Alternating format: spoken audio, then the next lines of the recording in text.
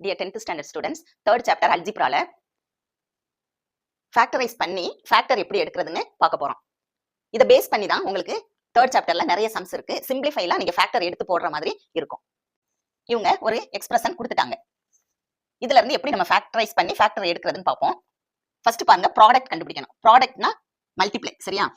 அதாவது இந்த கடைசி நம்பரையும் இந்த நம்பரையும் நீங்க மல்டிப்ளை பண்ணி ப்ராடக்ட் போடணும். இப்ப பாருங்க, இங்க வந்து எக்ஸ் ஸ்கொயருக்கு முன்னால எதுவுமே அவங்க நம்பர் கொடுக்கலனா இங்க நீங்க என்னடா எடுத்துக்கணும், இங்க 1 இருக்கிறதா எடுத்துக்கணும். இப்ப பாருங்க, -28யும் இந்த 1ஐயும் நம்ம என்ன செய்ய போறோம், மல்டிப்ளை பண்ணி போட போறோம்.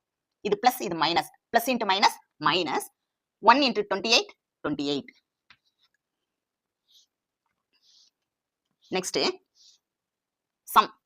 இந்த சம்ங்கிறது இந்த நடுவுல உள்ள நம்பர், அதாவது 3xல இருக்கக்கூடிய இந்த 3 சிம்பலோட எடுத்துக்கோங்க, -3. இப்ப இங்க ஒரு 2 நம்பர் போடணும். அந்த 2 நம்பரை மல்டிப்ளை பண்ணா உங்களுக்கு என்ன கிடைக்கணும், -28. அதே நம்பரை பிளஸ் பண்ணும்போது உங்களுக்கு என்ன கிடைக்கணும், -3. இப்ப 2 நம்பர் என்னன்னு கண்டுபிடிப்போம். 7 4s 28. 7ஐயும் 4ஐயும் மல்டிப்ளை பண்ணுங்க, 28 வரணும். ஆனா என்ன 28, -28 வரணும். அப்ப நம்ம மல்டிப்ளைல வேற வேற சிம்பலை மல்டிப்ளை பண்ணாதான் மைனஸ் வரும். For example, plus into minus அல்லது மைனஸ் இன்டு பிளஸ். இதை மல்டிப்ளை பண்ணாதான் உங்களுக்கு என்ன வரும், மைனஸ் சிம்பிள் வரும். அப்ப இதுல ஏதோ ஒண்ணுக்கு நம்ம என்ன சிம்பிள் போடுவோம், மைனஸ் சிம்பிள் போடுவோம். ஆனா அந்த மைனஸ் எதுக்கு போடணும்ங்கிறத முடிவு பண்ணக்கூடியது இந்த சம், அதாவது இந்த -3.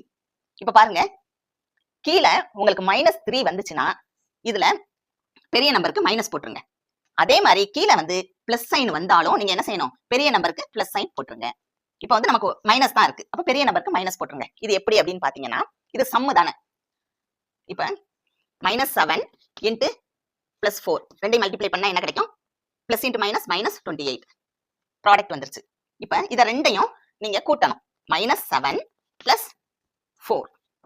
இப்ப கூட்டல்ல பாத்தீங்கன்னா இது மைனஸ்ல இருக்கு, இது பிளஸ்ல இருக்கு. அப்ப என்ன செய்யணும், கழிச்சிட்டு பெரிய நம்பரோட அடையாளம் போடணும்.